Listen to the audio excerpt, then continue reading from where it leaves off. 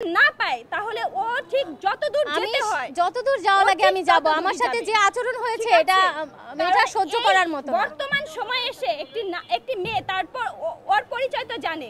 আর স্মৃতি আক্তার পরিচয় জানার উপর সাধারণ অন্য সকল শিক্ষার্থী অন্যান্য ক্যাম্পাসের ইডেনের কথা বাদই দিলাম, যে কোনো মেয়ে হোক তার উপর এই ধরনের আচরণ হলে আমরা জানলে আমরাও এগিয়ে আসতাম।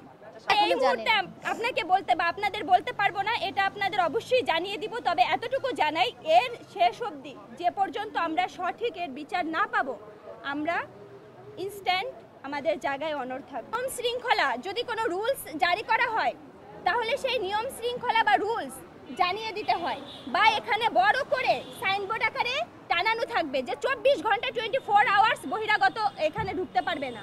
এরকম কোনো নোটিশ আসলে আমরা কেউ সামনে থাকি কিন্তু আমরা জানি না। হ্যাঁ, কলোনিতে যাওয়া নিষিদ্ধ। সেই একজন আমার পাশের বাসায় আমার যাওয়া নিষিদ্ধ, ঝামেলা হয়েছে, গিয়েছি দেখে কি সে আমার উপর হামলা করতে পারে? আমি একজন মেয়ে, আমার উপর হামলা করতে পারে? এটা কোন ধরনের নিয়ম?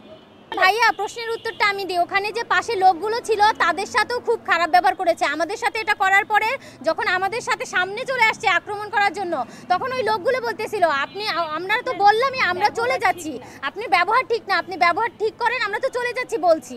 সবার সাথেই উনি করেছিল, আমাদের সাথে না শুধু।